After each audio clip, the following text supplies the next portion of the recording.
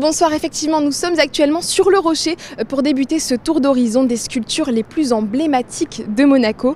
Il faut savoir que sous l'impulsion du prince Régnier III, qui a souhaité faire de la ville un véritable musée à ciel ouvert, on dénombre actuellement 200 œuvres réparties dans les jardins et les rues de la principauté. Elles sont répertoriées sur Chemin Sculpture Régnier III et nous allons commencer par celle qui porte en elle l'histoire de la fondation de notre pays. J'ai nommé François Grimaldi, dit la Malizia.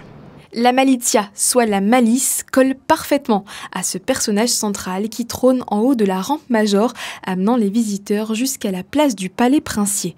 Tout un symbole lorsque l'on sait que c'est lui, François Grimaldi, qui, le 8 janvier 1297, en dissimulant ses armes sous son déguisement de moine franciscain, a repris la forteresse aux Gibelins. La sculpture de bronze qui attire chaque jour la curiosité de nombreux touristes a été commandée à l'occasion des 700 ans de la dynastie des Grimaldi à l'artiste Kees Verkade. Le résident monégasque d'origine néerlandaise a reçu des mains du prince Régnier III les insignes de l'ordre du mérite culturel et ceux d'officier de l'ordre des Grimaldi. Direction à présent le ministère d'État où la nymphe Salmacis nous accueille sur le parvis. Coiffée d'une couronne de fleurs d'inspiration antique, elle se prélasse au bord de l'eau de cette jolie fontaine.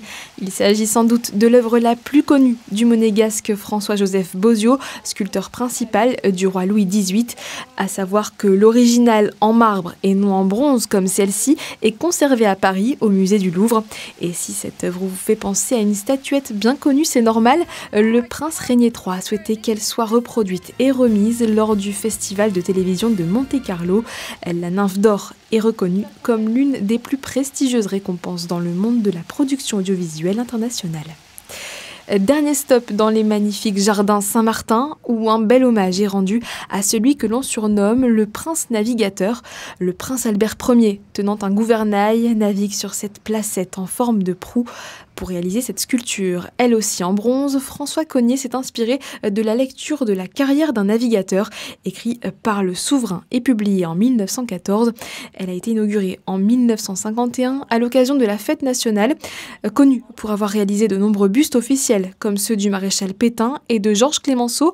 L'artiste français a été nommé commandeur de l'ordre de Saint-Charles par le prince Régnier III. Il décédera à Paris un an après l'inauguration de cette représentation du prince Albert Ier. Et voilà Théo pour ces 3 premières sculptures. J'espère que vous avez appris un tas de choses. On se retrouve demain pour 3 nouvelles œuvres dans un quartier qui sent bon les vacances d'été. Je ne vous en dis pas plus.